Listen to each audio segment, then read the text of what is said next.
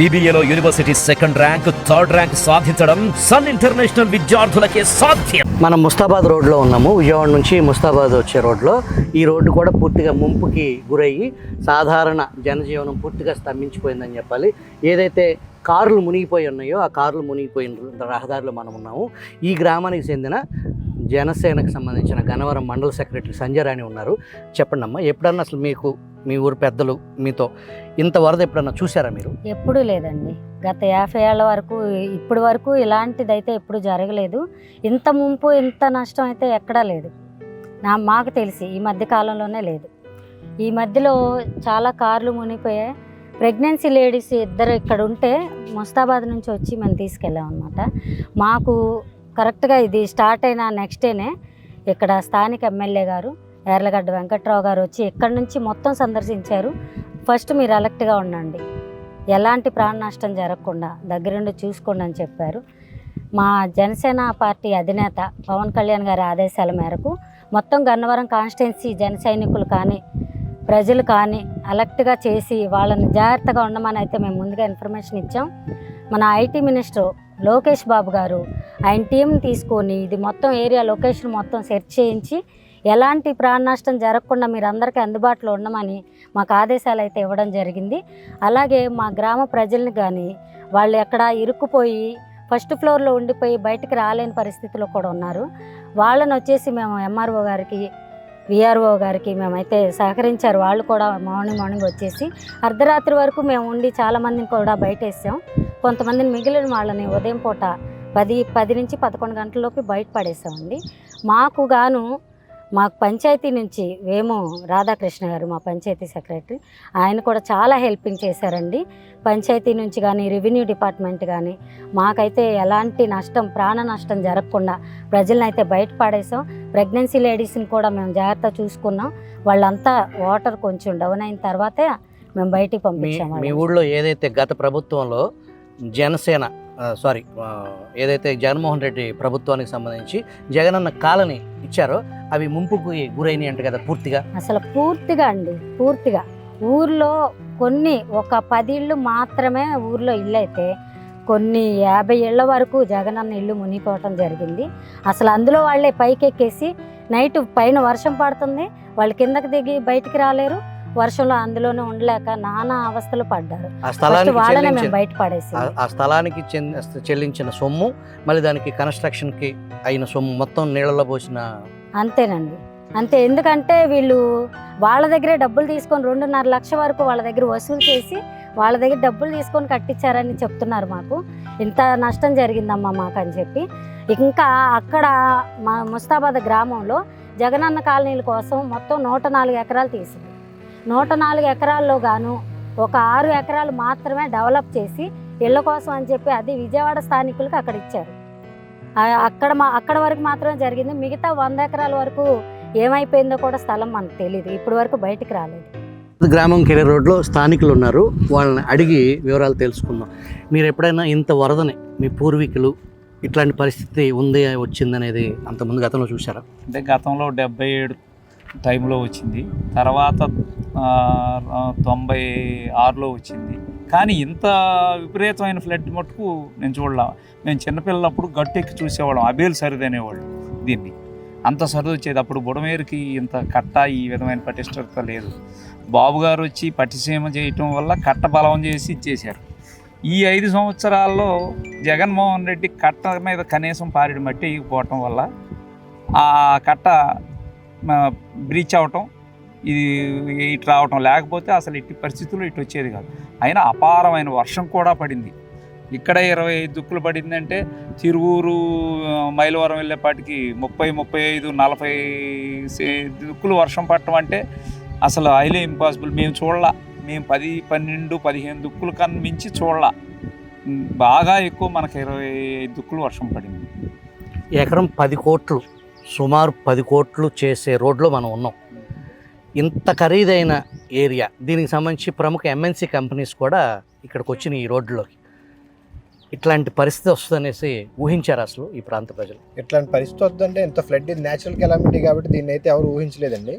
కాకపోతే ఏంటంటే గత ప్రభుత్వం లాస్ట్ 5 ఏళ్లలో ఎక్కడా కూడా ఏ కాలువని శుభ్రం చేయకపోవడం, లేదంటే కట్టలు పటిష్ట చేయకపోవడం, ఇలాంటి చర్యలు చేపట్టకపోవడం వల్ల కొంతవరకు డ్యామేజ్ జరిగిందని మనం అనుకోవచ్చు. ఒకవేళ కట్టలు శుభ్రం చేస్తుంటే ఇంత అంటే మనం దీన్ని కంట్రోల్ చేయగలిగేవాడు కొంతవరకు.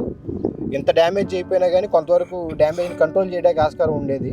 2018లో అప్పుడు చంద్రబాబు నాయుడు గారు ముఖ్యమంత్రిగా ఉన్నప్పుడు ఉమా గారు ఇరిగేషన్ మినిస్టరు ఆ రోజున ఒక ప్లాన్ చేసి ఈ బుడమేరు కాలువకి ఏదైతే యూ షేపు టీ షేప్లో వంకరలు తిరిగి మెలికలు తిరిగినాయో దాన్ని ఒక స్ట్రైట్ లైన్ చేయాలని ఒక ప్రతిపాదన. VTPS కాలువని కొంతవరకు ఎక్స్పాండ్ చేసి ఇంకొంచెం ఎక్కువ క్యూసెక్లు వాటర్ ఫ్లో అయ్యేటట్టు దాన్ని సామర్థ్యాన్ని పెంచి తద్వారా తర్వాత దీన్ని స్ట్రైట్ లైన్ చేస్తే బుడవేరు వాగు ఎప్పటికైనా కానీ మనకి ఇబ్బంది కాబట్టి దీన్ని స్ట్రైట్ లైన్ చేసి ఫ్లడ్ తగ్గించవచ్చు అని చెప్పి ఒక ఆలోచన చేశారు. తర్వాత దురదృష్టవశాత్తు 2019లో ప్రభుత్వం కోల్పోవడం, తర్వాత జగన్మోహన్ రెడ్డి ముఖ్యమంత్రి అవడం, ఈ కాలువను పట్టించుకున్న పరిస్థితి లేదు. ఈ బుడవేరు కాలువని కాదు, పోలవరం కాలువను కూడా పటిష్ట చేయడానికి అక్కడికక్కడ కనీసం 5 మీటర్లు 6 మీటర్లు ఎత్తు కట్టలు పోషించితే దాన్ని కూడా తవ్వేసుకొని అమ్మేసుకున్న పరిస్థితి. రేపొద్దున జరగకూడదు ఏదైనా జరిగి అంటే దూరదృష్టితో అక్కడ మనకి పట్టిసీమ ప్రాజెక్ట్ ఉంది కాబట్టి ఆ గేట్లు మూయటం అలాంటివి ఓకే.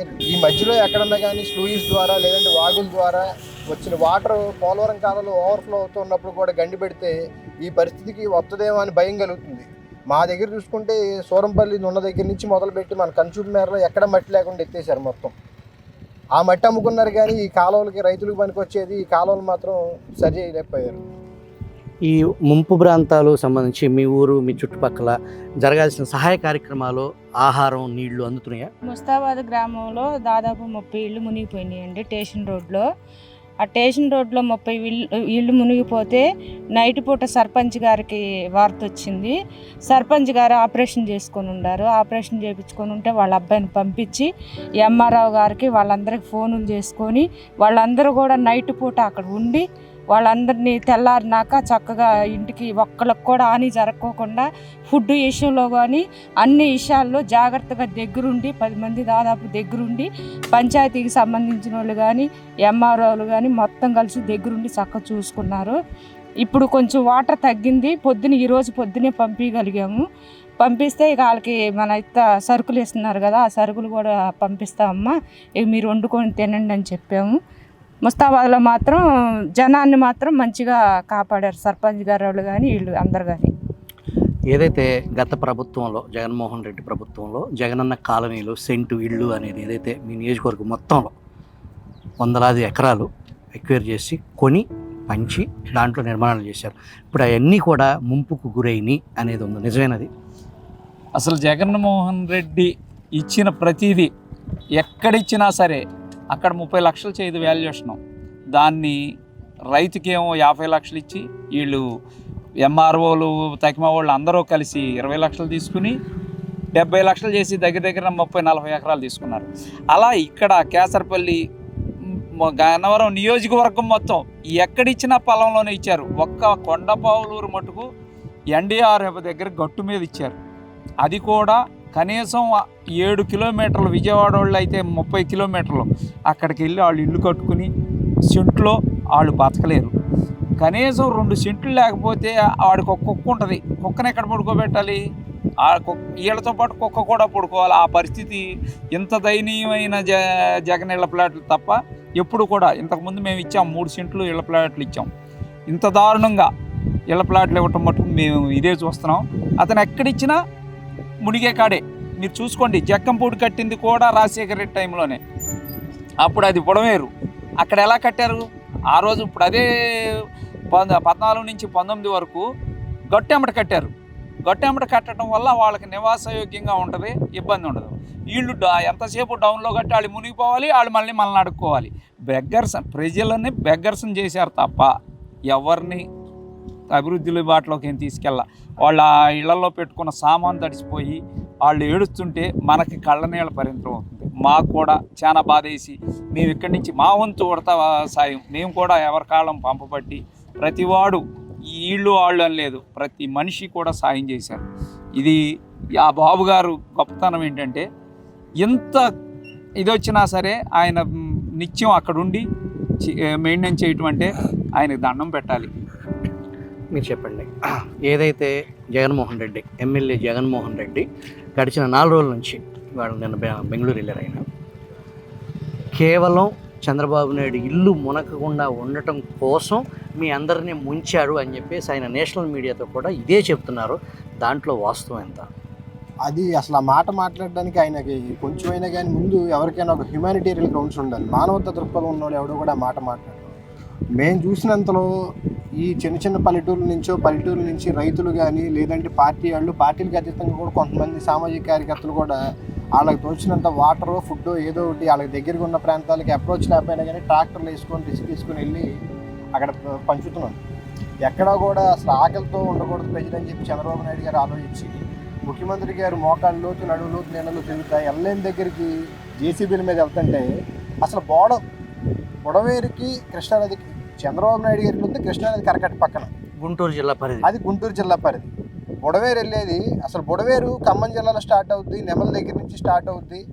అది తర్వాత కృష్ణా జిల్లాకి ఎంటర్ అవుద్దన్న ఇంగిత జ్ఞానం కూడా మాజీ ముఖ్యమంత్రి చేసి పులివెందుల ఎమ్మెల్యేగా ఉన్న జగన్మోహన్ రెడ్డి ఉండకపోవడం మన దురదృష్టకరం. ఇట్లాంటి వాళ్ళు మాజీ ముఖ్యమంత్రి అని చెప్పుకోవడం కూడా మనం బాధపడాల్సిన పరిస్థితి. చంద్రబాబు నాయుడు గారు ఇల్లు మునక్కుండా ఉండడానికి బుడవేరు గేట్లు ఎత్తడం ఏంటండి? బుడవేరు ఎక్కడ వెళ్తుంది, కృష్ణానది ఎక్కడ ఉంది, కరకట్ట ఎక్కడ ఉంది? కృష్ణా జిల్లాలో వెళ్ళే బుడవేరుకి అదొక వాగు, దాన్నేమో నది అని చెప్తారు. ఇటు పక్కన తీసుకొచ్చా చంద్రబాబు నాయుడు గారు ఇల్లు మునక్కుండా అని చెప్పి ఆ రోజు మొన్న ఏం చెప్పారండి? వచ్చిన రోజు ఫస్ట్ రోజు ఆయన తీరిగ్గా 2వ రోజు 3వ రోజు వచ్చి ఏం చెప్తున్నాడు? It is a man made flood అంటున్నాడు. ఒక మనిషి అనేవాడు ఒక విపత్తును సృష్టించగలదు ఎలా అయినా కానీ. అతను నేషనల్ మీడియాకి చెప్పినా, ఇంకో మీడియాకి చెప్పినా, ఇంటర్నేషనల్ మీడియాకి చెప్పినా కానీ ప్రజలు ఇతను చెప్పిన భాషని, ఇతను మాట్లాడిన తీరుని, ఇతను చెప్పే అబద్ధాలని నమ్మలేదు కాబట్టి జగన్మోహన్ రెడ్డిని 11 రేటింగ్ చేశారు. అయినా కానీ పులివెందుల ఎమ్మెల్యే ఇదే పరిస్థితిలో రాష్ట్రంలో తిరిగితే ప్రజలకు ఇంకా ఉపయోగం లేకపోగా కానీ డ్యామేజ్ జరిగే పరిస్థితి ఉంది. వాస్తవాలు చెప్పినా చెప్పకపోయినా అవాస్తవాలు ప్రచారం చేయకుండా ఉంటే చాలు. జగన్మోహన్ రెడ్డి అని కాదు, అతను వెనకాల ఉన్న వాళ్ళు కూడా ఎవరైతే ఉన్నారో యథా రాజా తథా ప్రజ అన్న రీతిలో అదేవిధంగా దుర్మార్గాలని దుశ్చర్యల్ని తీసుకెళ్లి జనాల్లోకి ఇంకొద్ది ప్రాపగండా చేద్దామని చూస్తారు తప్ప ఎవడో కూడా ఇక్కడ ఎవడన్నా ఒక వాటర్ ప్యాకెట్ ఇచ్చింది గన్నవరం నియోజకవర్గంలో ఎక్కడన్నా కానీ ఒక వాటర్ ప్యాకెట్ ఇచ్చినాడు ఉన్నాడండి జగన్మోహన్ రెడ్డి తరఫున, పార్టీ తరఫున ఎవడన్నా ఒక ముద్ద అన్నం పెట్టినాడు ఉన్నాడండి.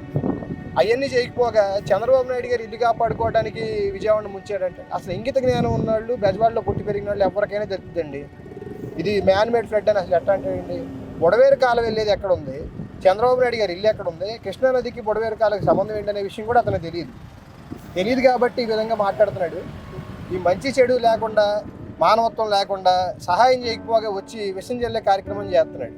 అక్కడికి వెళ్ళి నేను స్వయంగా చూశానండి. నేను చూసినంతలో ఫుడ్ ఇంకా ఎక్సెస్ అయ్యి కొన్ని చోట్ల వదిలేస్తున్నారు, ఎవరన్నా కావాలంటే తీసుకుంటారని చెప్పి డివైడర్ల మీద పెడుతున్న పరిస్థితి ఉంది తప్ప ఎక్కడా కూడా ఎవరు ఆకలి తొలగించకూడదు అనే కార్యక్రమం చేస్తుంటే ప్రభుత్వం, స్వచ్ఛంద సేవా సంస్థలు, కొంతమంది పారిశ్రామికవేత్తలు ఎవరికాళ్ళు స్వచ్ఛందంగా ముందుకు వచ్చి ఇలాంటి కార్యక్రమాలు చేస్తుంటే జగన్మోహన్ రెడ్డి ఏం చెప్తారండి? ఇది మ్యాన్ మేడ్ ఫ్లడ్ అంటాడు, కొంతసేపు బుడవేరు నది అంటాడు, బుడవేరు నదికి గేట్లు ఎత్తాడు అంటాడు. అసలు దీని మీద ముందు ఒక అవగాహన రావాలి. ఆయన బుడవేరు అనేది ఒక వాగా, ఒక కాలువ, ఒక నదే. ఇది ఎన్ని కిలోమీటర్లు ఉంది, ఇది ఏ డైమెన్షన్లో వెళ్తుంది? బుడవేరు నది కొల్లేరులోకి వెళ్ళిద్దని కూడా తెలిసి సముద్రంలోకి వెళ్తుంది అనుకుంటున్నాడేమో ఆయన నది అంటే. ఇది కొల్లేరులోకి వెళ్ళిద్దని కూడా ఆయన తెలుసు. ఇలాంటి వాళ్ళని రాష్ట్ర ముఖ్యమంత్రిగా చేసి ప్రజలు బాగా 5 సంవత్సరాలు అనుభవించారు కాబట్టి ఇప్పుడు అతను ఇంటర్నేషనల్ మీడియాకి చెప్పినా, నేషనల్ మీడియాకి చెప్పినా ఇతను చెప్పే అబద్ధాలను జనాలు నమ్మలేదు కాబట్టి అతను 11 సీట్లు ఇచ్చారు. అతను పులివెందుల ఎమ్మెల్యే స్థానాన్ని పరిమితం చేశారు. అది కూడా రాకుండా ఉంటే మనకి కొంత బాధ తప్పేదేమో అనిపిస్తుంది. రాజకీయాలు మాట్లాడుకునే సమయం ఇది. రాజకీయాలు మాట్లాడాలని మాకు లేదు. రాజకీయాల మీద మాట్లాడే సమయం, విమర్శ చేసే సమయం కూడా ఇది కాదు. కాకపోతే ఏంటంటే ఇతను చెప్పే వక్ర భాష్యాల వల్ల, ఇతను మాట్లాడే లాంగ్వేజ్, ఇతను చెప్పే అబద్ధాల వల్ల మాకు మాట్లాడే తప్పట్లా. నిజంగా మేము సిగ్గుపడుతున్నాం. ఇటువంటి సమయంలో రాజకీయాల గురించి, పార్టీల గురించి మాట్లాడాల్సి వస్తుందని మేము సిగ్గుపడుతున్నాం. ఎందుకంటే ప్రజలు ఇబ్బందుల్లో ఉన్నప్పుడు ముఖ్యమంత్రి గారు లేదంటే మంత్రివర్గం, శాసనసభ్యులు వాళ్ళ ఇన్ఛార్జీలుగా వేసి డివిజన్లు డివైడ్ చేసి వాళ్ళకి అప్పచెప్పి వాళ్ళు అక్కడ తిరుగుతుంటే, మీరు ఇక్కడ ఉన్న ఇగోండి ఈ ఫ్లిప్కార్ట్ గోడౌన్లో సుమారు 250-300 మంది ఉంటే దీనికి ఒక హెలికాప్టర్ ద్వారా ఫుడ్ కానీ వాటర్ కానీ పంపించిన పరిస్థితి రాష్ట్ర ప్రభుత్వం. మీరు అన్న కనుక్కోండి కావాలంటే లోపల. ఇలాంటివి చెప్పకుండా బుడవేరు వాటర్ని తీసుకొచ్చి చంద్రబాబు నాయుడు గారు ఇల్లు మునిగిపోద్ది కాబట్టి ఇటు తిప్పాడని చెప్తాడు, బుడవేరు నది అని చెప్తారు. మేము ఇటువంటి వాళ్ళతో రాజకీయం ఒకటి విలువలతో కూడా చేయొచ్చు. రాజకీయం చేయాల్సిన సమయంలో చేయాలి. ప్రజలు ఇబ్బందుల్లో ఉన్నప్పుడు, కష్టాల్లో ఉన్నప్పుడు, ప్రకృతి విపత్తులు వచ్చినప్పుడు కూడా రాజకీయాలు మాట్లాడి లేదా దుష్ప్రచారాలు చేసి అట్లా కూడా రాజకీయాలు వాడుకోవాలని చెప్తారు. ఇది దురదృష్టకరం. 2005లో ఇదే జగన్మోహన్ రెడ్డి తండ్రి వైఎస్ రాజశేఖర రెడ్డి ముఖ్యమంత్రిగా ఉండగా 2005లో ఈ బొడమేరు వెలగలేరు హెడ్ రెగ్యులేటర్ గేట్లు ఎత్తారు. అలాగే 2008లో కూడా ఆ గేట్లు ఎత్తడం జరిగింది. 2005లో ఏదైతే సింగనగర్ ఫ్లైఓవర్ ఉందో ఆ ఫ్లైఓవర్ మీదకి నాటి ముఖ్యమంత్రి రాజశేఖర రెడ్డి వచ్చి ఫ్లైఓవర్ మీద నుంచి చూసి వెళ్ళిపోయారు. ఆయన ప్రస్తుత ముఖ్యమంత్రి ఏం చేస్తున్నాడు అనేది ప్రజలు చూస్తున్నారు. కానీ జగన్మోహన్ రెడ్డి ఏం విమర్శలు చేస్తున్నారు, ఆ విమర్శల్లో సహేతుకత ఉందా? నా పేరు రామకృష్ణ అండి. నా వయసు వచ్చి 34 సంవత్సరాలు. నేను పుట్టిన ఈ 34 సంవత్సరాలు ఇట్లాంటి ఆలోచన రాజశేఖర్ కానీ ఆయన సందర్శించి కూడా 75 సంవత్సరాల నడివే ముసలి వయసులో కూడా చంద్రబాబు నాయుడు గారు అల్పెరణ కుర్రోళ్ళు లేక 2 గంటల సమయంలో కూడా ఆయన పాపం అర్ధరాత్రి టైం కూడా ఎవరైతే ఆహార పదార్థాలు అమ్మలేదో, ఎవరైతే నీళ్ళలో చిక్కుపోయారో వాళ్ళని రక్షించాలనే భావంతో ఆయన 75 సంవత్సరాల వయసులో కూడా ఆయన బాధితులను రక్షించాలన్న క్రమంలో తిరుగుతూ ఉన్నాడు. అట్లాంటి నారా చంద్రబాబు నాయుడు గారిని జగన్మోహన్ రెడ్డి విమర్శించడం చాలా బాధాకరమైన విషయం.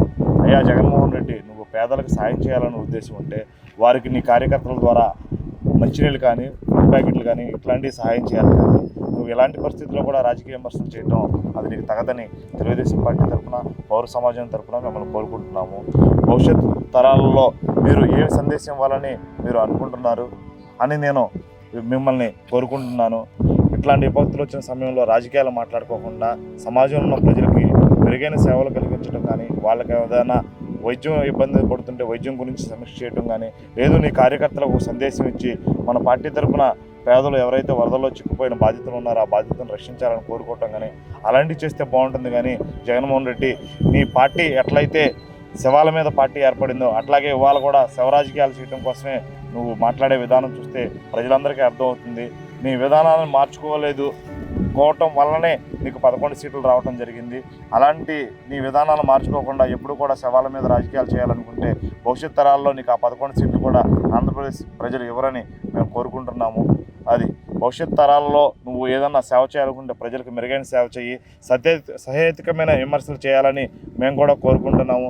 మంచి సలహాలు సూచనలు ఏమన్నా ఇవ్వాలనుకుంటే ప్రభుత్వానికి అందజేయ, కానీ ఇలాంటి రాజకీయ విమర్శలు నీకు తగదని హెచ్చరిస్తున్నాము. మీ పేరండి? షేక్ అబులియాజ్ అండి, గన్నవరం మండలం మైనార్టీ సెల్ ప్రెసిడెంట్ని.